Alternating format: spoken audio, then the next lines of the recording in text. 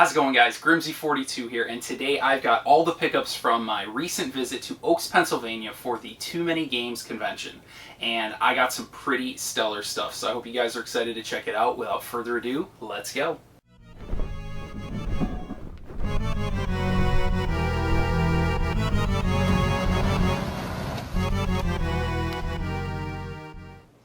Alright guys, so I've been looking forward to Too Many Games for a number of reasons, and I do apologize in advance. This video is a bit late. Too Many Games was quite a few weeks ago, but I've basically just been super busy with work and enjoying my summer.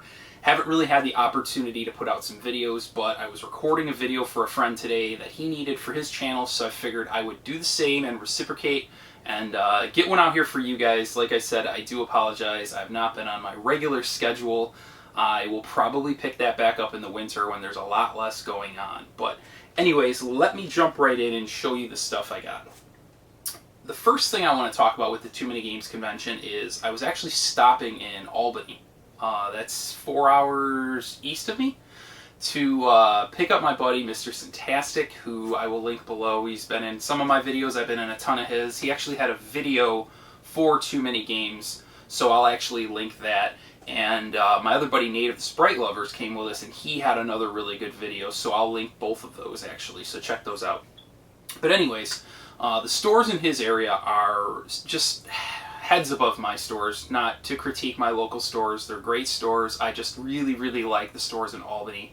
I don't know if it's that they're foreign to me and I don't get to see them as often or what, but they give great trade values, and I always save my stuff to bring to trade there. So basically I brought a whole bunch of stuff to trade in, and I'm going to show you guys the stuff that I grabbed, and technically that was on the trip of Too Many Games, so I think it counts. This first one, I'm probably going to get some scoffs that I didn't own already, but it was super clean, and I do own it now. So it is the Mario All-Stars Mario World Combo Cart. And there's a few reasons I don't own this yet. I was looking for it for the right price, first and foremost. And second of all, I already had both the games individually, so there was like no hurry. And I just, haven't stumbled upon it at a price that I was happy with until now. And this one is super clean, so very happy to get that in the collection. This next one is a little rough. There's some scuffing on the cart and some obvious damage to the back, if you can see there, but this is a Hudson soft title, and quite uncommon actually, and it's Beauty and the Beast.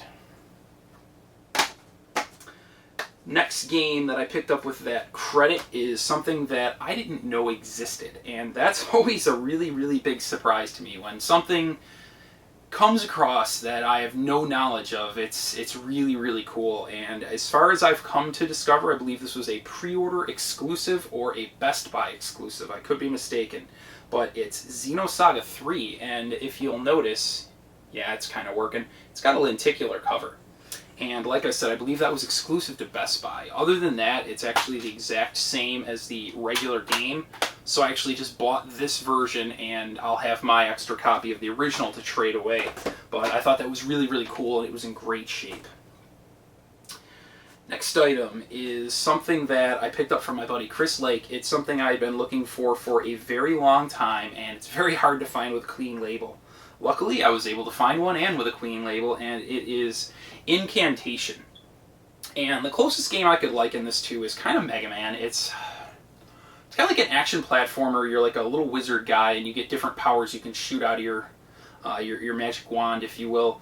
I did not find this to be nearly at the quality of a Mega Man game. And the one blemish I will give this label, unfortunately, if you can see, it's got a rental sticker, and that sticker is actually held on by tape.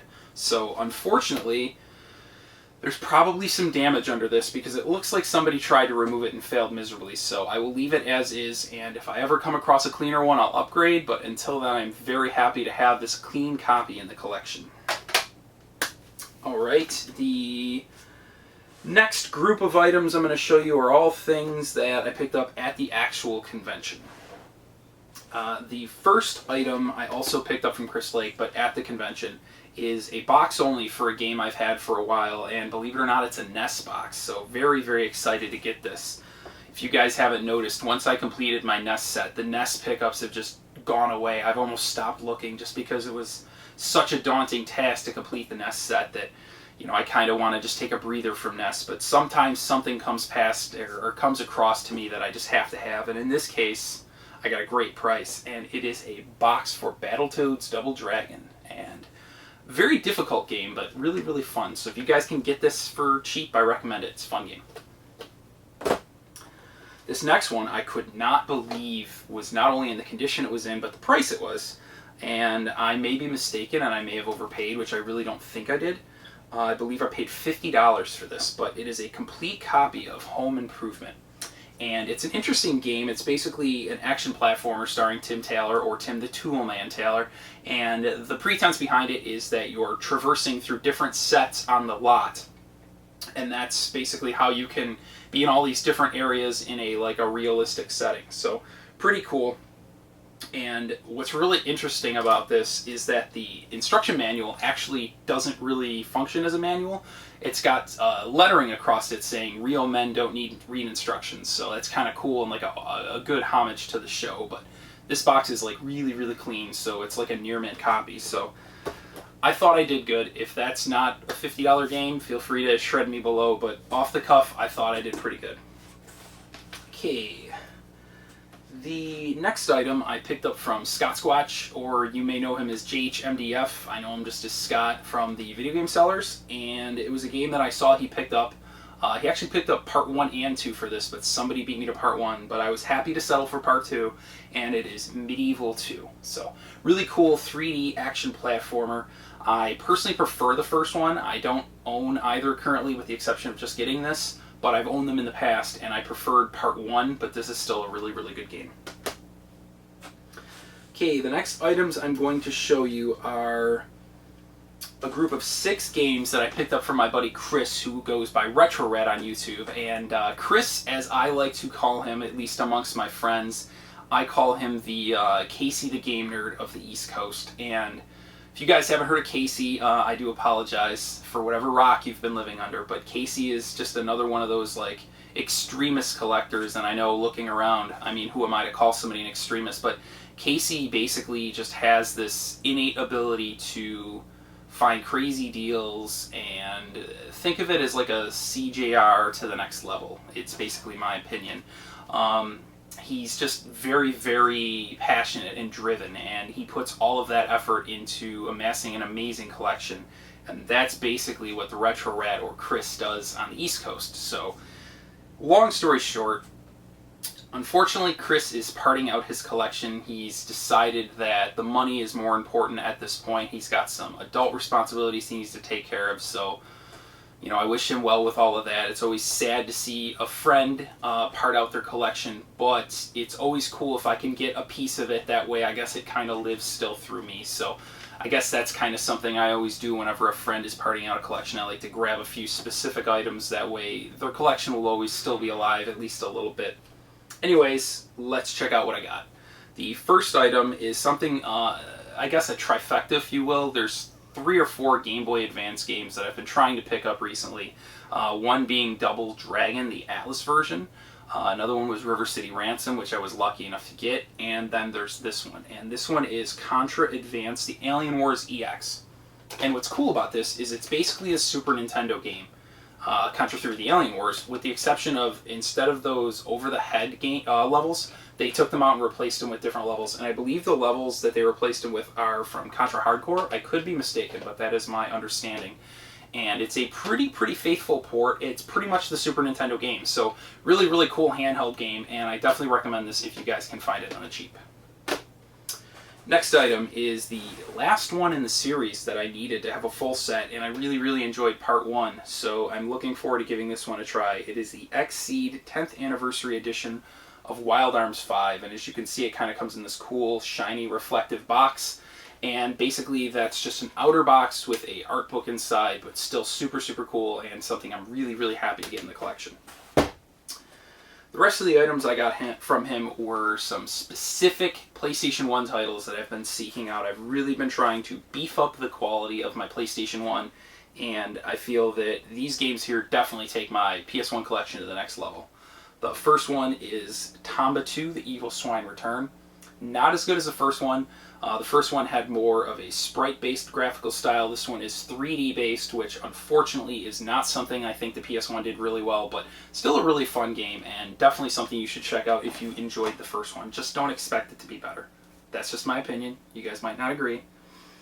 The next one I had a Kacy manual for the longest time, and I just could not find a disc only. Every time I did, it was either scratched just completely to hell or way too expensive. So I figured I would just get this complete copy, and then I can flip my Kacy manual and let somebody else have that headache. But it was the last working designs game I needed for PlayStation 1, so I now have a PlayStation 1 working designs set, and it was Thunder Force 5 Perfect System, and it's got this really cool holographic feature to it. Working Designs really went above and beyond with their games. The next one to continue with that style is actually very similar but 3D shmup, and it was by Squaresoft, and they did really good on this one. This is one of my favorite games on the PS1, and it's Einhander. Really cool, really happy to get that.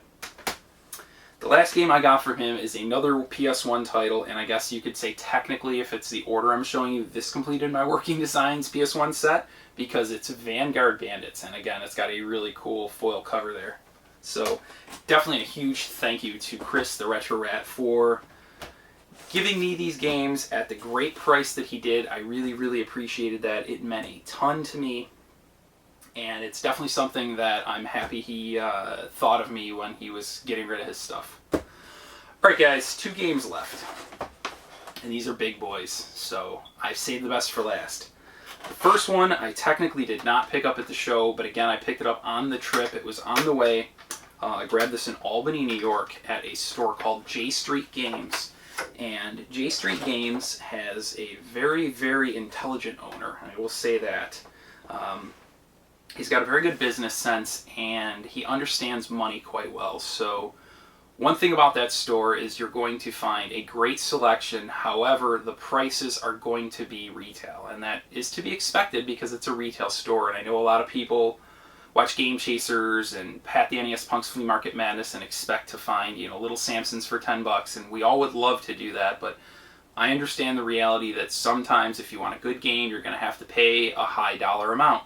And in this case, believe it or not, I did pay a lot, but I paid a lot less than I should have. And this is not something I planned on buying anytime soon, but I'm removing it from its second box protector. It was actually in 2. This is the closest to mint condition copy of this game that I've ever seen in my life, and it is a copy of Mega Man X3, and as you could see, that label is literally 9 out of 10. It does have its blemishes. There are some scuffs and scratches on it, but there is no label wear whatsoever, and this label is notorious for spine label wear, where you can actually see the cartridge or some severe fading. So the fact that this was in that good a shape was just reason enough to push me to get it. And I've always had the box for it, but I never had the carton manual, so I did also authenticate, for those who are curious, not only the label, which I did visually in person. I have the knack for that, trust me there, but I also verified the board, and it is 100% legit. But to that end, it also came with a very clean manual, and the only real damage, if you want to call it damage, is what a lot of kids did. There's passwords written in the back. Other than that, I mean, I would give this like an 8 out of 10. There's a little bit of lines there, but again, no bends, no folds, no creases. Really clean. And to make a long story short, basically for these 2 items, I paid about what you would have paid for a Mega Man X3 with like a damaged label. So basically, I got a mint copy of the game, or close enough for my standards, and a very clean manual to go along with my box, so now I have the game complete.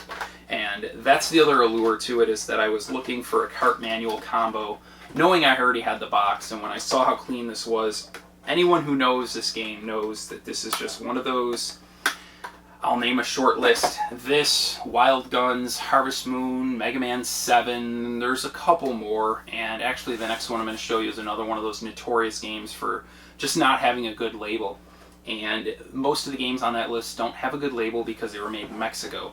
And Mexico, unfortunately, did not have the high standards of manufacturing that Japan did. And the reason that the labels suffered is they didn't have that same high gloss content that the labels of the Japanese manufactured Super Nintendo games did. Anyways, quick story on this last game that I'm going to show you here.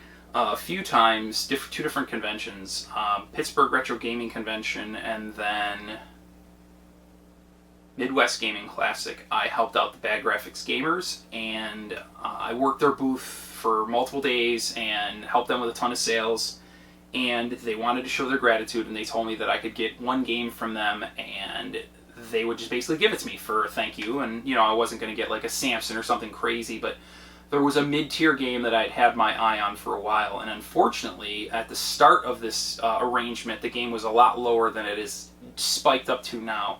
But to make a long story short, they didn't have the game, and I found a friend of mine who did and was willing to sell it to them so he could go buy a different game, and then they basically gave it to me. And I already have the box for this. I actually picked the box up from my good buddy Mr. Brian Roper from the Game Masters Realm in Pittsburgh, Pennsylvania, which I also recommend you check out. But now I have the game. I'm just a manual away from complete, and super happy. This is probably my best or favorite addition to the collection, at least within the last 6 months to a year. Just so awesome to finally have it. And if you guys haven't guessed yet, it's Metal Warriors. And again, I didn't find this for $5 like Billy, but all I really had to do was work to get it. I had to do labor, so I think that's, you know, fair enough. I didn't mind helping out my friends. I thought it was a fun time, and it came in this cool little Nintendo case. I've got a ton of these, but definitely happy to get Metal Warriors. Anyways, guys, that's going to wrap up my pickups from the recently passed Too Many Games convention. Forgive the little stumble there. But I hope you guys enjoyed. I hope there was enough quality and quantity in this to keep you guys happy. Did you guys go to Too Many Games? If so, let me know some of the stuff you picked up. And if you haven't, let me know what convention you do plan on going to in the future. And if you don't plan on going to any, you should change your tune, because these things are pretty cool. You can always find a good price if you're willing to look around, and it's great to see all your friends or make new ones. So anyways, guys, thank you for watching, and until next time, take care.